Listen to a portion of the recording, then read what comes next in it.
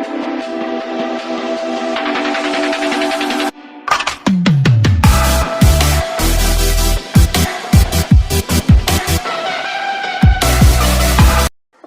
Guys, आज का हमारा टॉपिक है loop in C plus plus. तो लूप क्या होता है? किसी भी चीज का बार बार रिपीट होना क्या कहलाता है? लूप कहलाता है। तो प्रोग्रामिंग में हम लूप को कैसे समझेंगे कि हमारे कुछ सेट ऑफ कोड्स हैं और वो कोड्स बार बार रिपीट हो रहे हैं, तो इसको क्या कहेंगे हम कि लूप। प्रोग्रामिंग में ये क्या हो रहा है, एक लूप चल रहा है जो बार बार हमारे कोड रिपीट हो रहे हैं या फिर परफॉर्म हो रहे हैं। अब प्रोग्रामिंग में जब हम लूप लगाते हैं तो उस पर हम एक कंडीशन अप्लाई करते हैं। वो कंडीशन के अकॉर्डिंग जब तक वो कंडीशन ट्रू रहेगी तब तक हमारा लूप परफॉर्म करेगा, और जैसे ही वो कंडीशन फॉल्स हो जाती है तो हमारा लूप जो बार बार रिपीटेशन चल रहा है हमारे कोड्स का, वो क्या हो जाएगा, स्टॉप हो जाएगा और हमारा प्रोग्राम आगे बढ़ जाएगा उस लूप से। तो प्रोग्रामिंग में बेसिकली 3 टाइप के लूप हम यूज करते हैं। सबसे पहले आ जाता है हमारा व्हाइल लूप। व्हाइल लूप क्या होता है? इसमें हम व्हाइल लूप में सबसे पहले हम ये इसका सिंटैक्स समझेंगे कि व्हाइल लूप में सबसे पहले हम एक कंडीशन लगा देंगे।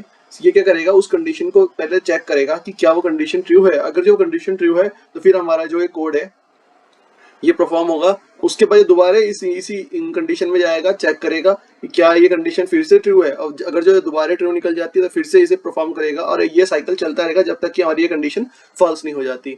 तो ये तो हो गया हमारा व्हाइल लूप। अभी हम इसे बेसिक तरीके से समझ रहे हैं, बाद में हम इसे क्या करेंगे, प्रोग्राम के जरिए समझेंगे सही से।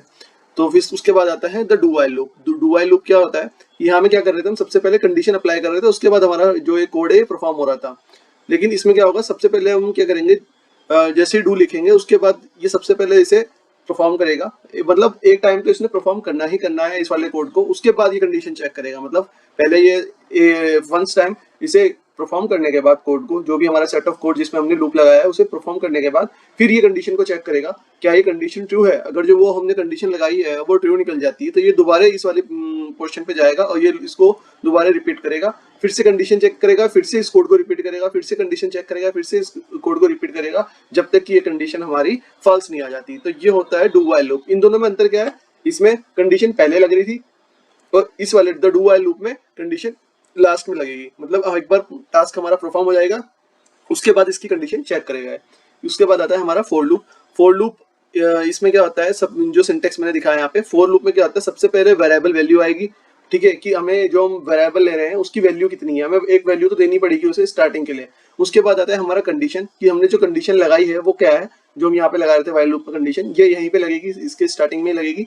और उसके बाद आते हैं इंक्रीमेंट डिक्रीमेंट ऑपरेटर। मतलब जो हम लूप चलाएंगे वो कितना, जिसको हम लूप को रिवर्स में चला रहे हैं, फॉरवर्ड में मतलब इंक्रीमेंट ऑर्डर में चला रहे हैं, डिक्रीमेंट ऑर्डर में चला रहे हैं हमारे कंडीशन के अकॉर्डिंग, तो हम यहाँ पे उसके ऑपरेटर लगाएंगे। जैसे कि मैंने आपको जो हमारी ऑपरेटर वाली वीडियो थी उसमें मैंने आपको इंक्रीमेंट और डिक्रीमेंट ऑपरेटर बताया भी था, तो वही ऑपरेटर हम यहाँ पे यूज भी करेंगे। तो अब आ जाते हैं अपने कंपाइलर में। यहाँ पे हम क्या करेंगे, सबसे पहला प्रोग्राम बनाएंगे व्हाइल लूप की मदद से 1 से लेकर 100 तक की, या फिर जो भी हमें रिक्वायर्ड है वहाँ तक की कंडीशन के अकॉर्डिंग नंबर प्रिंट करवाने का।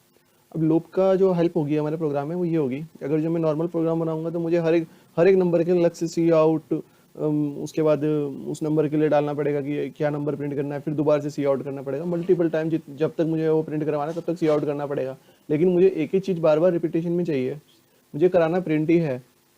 तो मैं क्या करूँगा, यहाँ पे नंबर ऑफ कोड्स को कम कर दूंगा और एक लूप लगा दूंगा। एक सिंपल से 4 लाइन के लूप में मेरा पूरा जो 100 लाइन का मेरा लूप वो प्रिंट करने के लिए मुझे 100 लाइन की कोड्स लिखने थे, वो क्या होगा, सिर्फ 4 लाइन के रूप में ही कंप्लीट हो जाएंगे। तो ये होता है हमारा लूप का फायदा। अब हम यहाँ पे व्हाइल लूप की मदद से क्या करेंगे, नंबर्स प्रिंट करवाएंगे। स्टार्ट करते हैं। एज include iostream using namespace std। अब क्या करेंगे, यहाँ पे इंट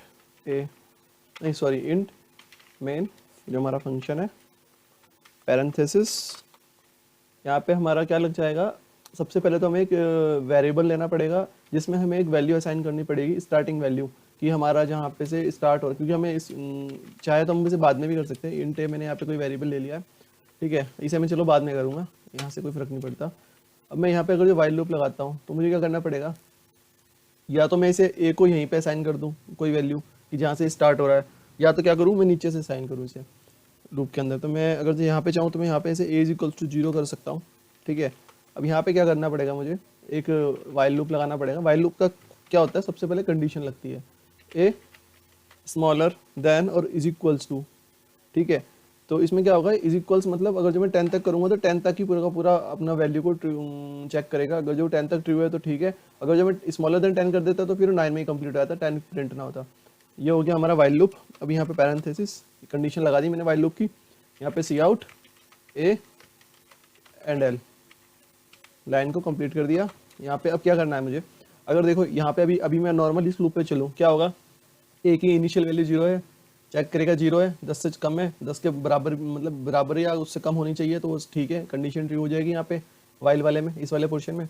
उसके बाद क्या करेगा कि सी आउट करेगा, उसके ए की वैल्यू को प्रिंट करवाएगा, एडल अपना क्या है लाइन कंप्लीट करके नेक्स्ट लाइन में जाएगा।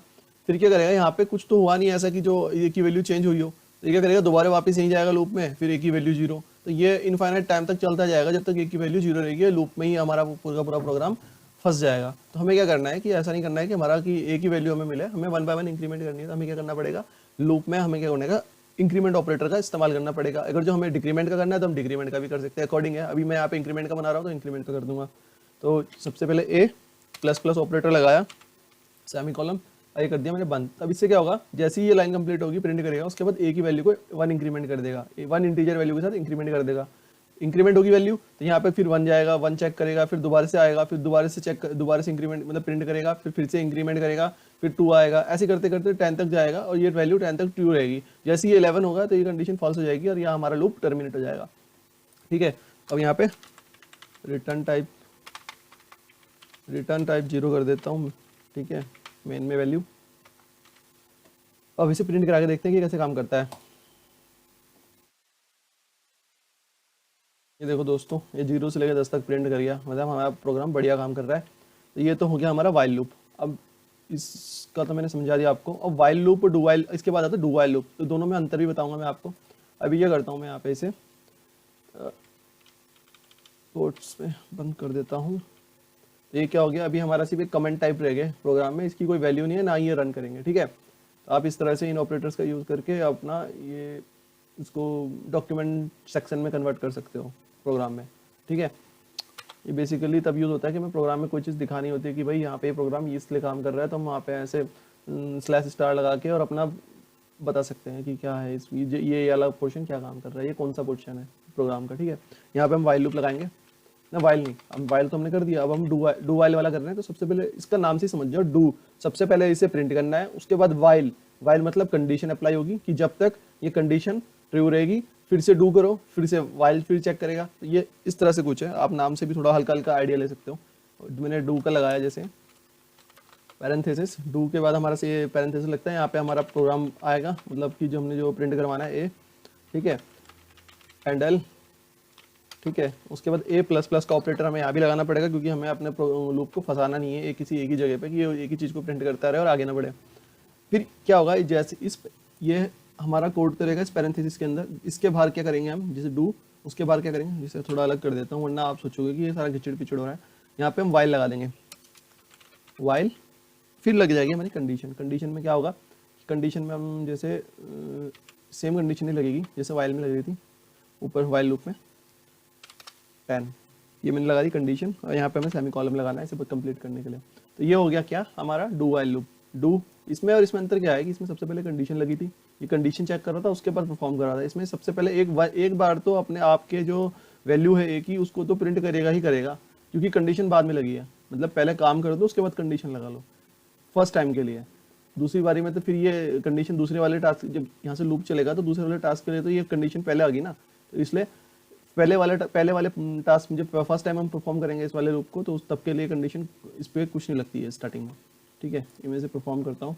तो ये देखो, इसने सेम चीज़ हमने जैसे वाइल लूप में करी थी इसमें भी कर दी। अब वाइल लूप में इसमें अंतर कितना है, अगर मान लो मैं यहाँ पे क्या कर देता हूँ, मैंने कंडीशन लगा रही है 10 से कम होना चाहिए, 10 से ऊपर जाने पे फॉल्स हो जाएगा, मैं क्या 11 ले लेता हूँ यहाँ पे। ठीक है, मैंने 11 ले लिया। अब 11 लेने पे देखना कैसे काम करेगा। इसने 11 प्रिंट कर दिया। अब आप बोलोगे क्यों कर दिया इसने 11 प्रिंट, क्योंकि यहाँ पे तो हमने कंडीशन ली ही नहीं थी ऐसी कुछ कि 11 से ऊपर ये प्रिंट करें। लेकिन समझने वाली बात यह है कि सबसे पहले इसने क्या करना है, डू करना है, यानी सबसे पहले इसे परफॉर्म करना है टास्क को। इसने एक बार तो करेगा ही करेगा ना परफॉर्म, हमारी कंडीशन बाद में लगी। इसने क्या किया, जो 11 वैल्यू थी यहाँ पे, ये क्या किया, यहाँ इधर आया डू वाले सेक्शन में, अपना परफॉर्म किया ए को, क्योंकि ए की वैल्यू अभी क्या है 11 है, कोई कंडीशन नहीं है, इसने प्रिंट कर लिया। उसके बाद वाइल में गया, चेक किया, अरे यार ये तो गलत हो गया एंकर, यहाँ पे हमारी वैल्यू ज़्यादा हो गई है ये 10 से, तो इसने क्या किया, यहीं पे टर्मिनेट कर दिया और इसके आगे हमारा कोई भी वैल्यू नहीं गई। तो ये होता है वाइल लूप। अगर जो मैं इसी को क्या करूँ, इसी कंडीशन को यहाँ लगा देता हूँ, ये तो अभी डू वाइल लूप में लगाया था ना मैंने, हाँ तो सॉरी ये डू वाइल लूप है, और अब मैं क्या करता हूँ इसको वाइल लूप में लगा देता हूँ। तो मैं सबसे पहले क्या कर लेता हूँ, यहाँ पे इसे कमेंट्स में चेंज कर देता हूँ, ठीक है, और वाइल लूप से हटा देता हूँ कि वाइल लूप अब चल, ये वाइल लूप क्या हो गया, एक्टिव हो गया हमारे प्रोग्राम में, ये कमेंट्स में नहीं है, डॉक्यूमेंट सेक्शन में नहीं आता। तो अब क्या करेंगे, सेम चीज़ है, 10 से कम होना चाहिए, ए इज इक्वल्स टू 11 ले लिया मैंने। तो ये अगर सबसे पहले कंडीशन चेक करेगा फिर परफॉर्म करेगा, कंडीशन अगर फॉल्स होगी तो परफॉर्म करेगा ही नहीं। अब देखना आप है, इसने कुछ भी कोई भी वैल्यू यहाँ पे ली ही नहीं है, ये देखो कोई वैल्यू ही नहीं आई यहाँ पे। क्यों नहीं आई, क्योंकि इसने सबसे पहले कंडीशन लगा दी। While loop, do while loop में क्या हो रहा था, कंडीशन बाद में लग रही थी, मतलब एक बार परफॉर्म होने के बाद लग रही थी। तो ये हो गया हमारा वाइल डू वाइल। अब क्या करेंगे हम, यहाँ पे वाइल डू वाइल के बाद हम फॉर लूप पे आ जाते हैं। फॉर लूप कैसे काम करता है, फॉर लूप का सिंपल सा फंडा है, सीधा कंडीशन लग जाएगी, सीधा कंडीशन लग जाएगी। यहाँ पे सबसे पहले आपको एक वेरिएबल में कोई वैल्यू डिक्लेयर करनी पड़ेगी, जो इनिशियल वैल्यू होगी आपके प्रोग्राम की। वैसे करनी चाहिए हमें फॉर लूप के अंदर ही, लेकिन हमने यहाँ पे जैसे 11 ले रखी है, अब मैं यहाँ पे डिक्लेयर कर देता हूँ तो वो हमारे लूप के लिए उस वहीं से स्टार्ट होगी।